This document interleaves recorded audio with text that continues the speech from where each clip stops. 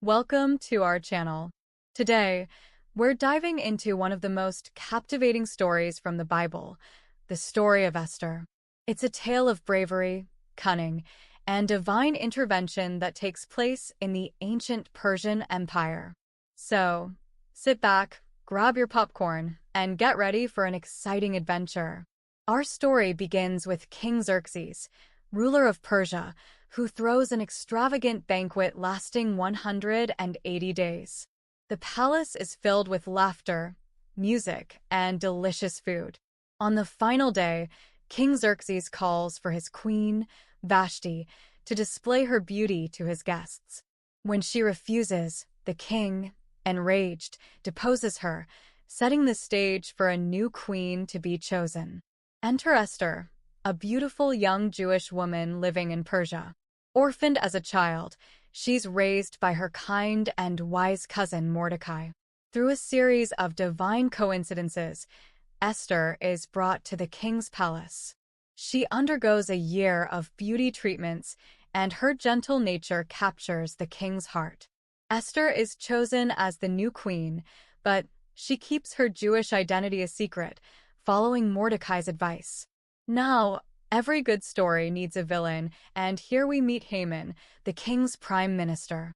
Haman is powerful, arrogant, and harbors a deep hatred for the Jews, especially Mordecai, who refuses to bow to him.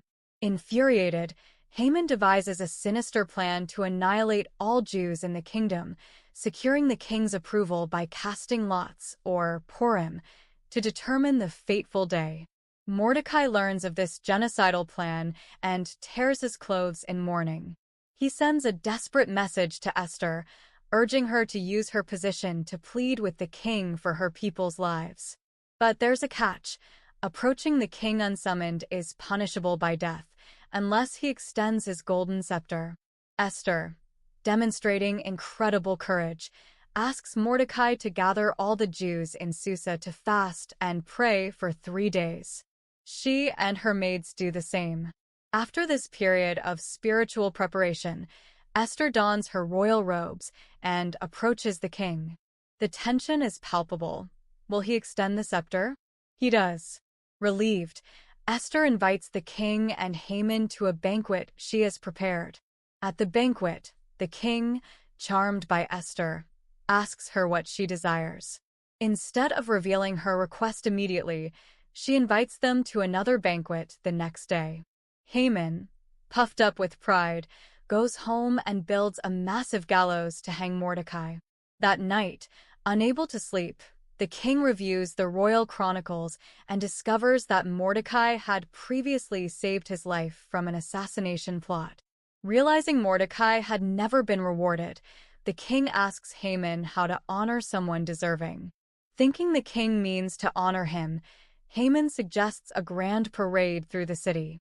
Imagine his shock when he's ordered to lead Mordecai, his mortal enemy, through the streets in royal splendor. At the second banquet, Esther finally reveals her request. She pleads for her life and the lives of her people, exposing Haman's wicked plot. The king, outraged, storms out. Haman, in a panic, begs Esther for mercy, but the king returns to find him falling on the queen's couch, misinterpreting the scene as an assault. In a dramatic turn of events, Haman is hanged on the very gallows he built for Mordecai. The story doesn't end there. Esther and Mordecai work together to issue a royal decree allowing the Jews to defend themselves on the appointed day. The Jews prevail, and the victory is celebrated with the festival of Purim, commemorating their deliverance. The Jews of Persia, armed and ready, defend themselves against their attackers. The scene is filled with a sense of triumph and solidarity. After their victory, the Jewish community celebrates their deliverance with feasting, dancing, and exchanging gifts. The atmosphere is joyous and vibrant, and the festival of Purim is born.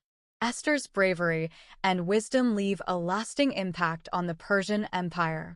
She continues to be a wise and compassionate queen, guiding the king with her counsel. Her story spreads far and wide, inspiring countless others to stand up for what is right, no matter the odds. Mordecai, now honored and respected, takes Haman's position as the king's prime minister. He works diligently to ensure justice and peace throughout the kingdom. His loyalty and bravery are celebrated by all, and he becomes a revered leader among the Jews and Persians alike. The story of Esther and Mordecai is remembered for generations. Their tale is told and retold during the festival of Purim, a celebration of faith, courage, and divine providence. The Jewish people never forget the bravery of Queen Esther and the wisdom of Mordecai, who together saved their people from destruction. The story of Esther is more than a tale of ancient heroism. It's a powerful reminder of courage, faith, and the impact one individual can make. So, next time you feel overwhelmed, remember Esther, an orphaned girl who became a queen and saved her people. Thanks for watching, and don't forget to like, comment, and subscribe for more incredible stories from the Bible.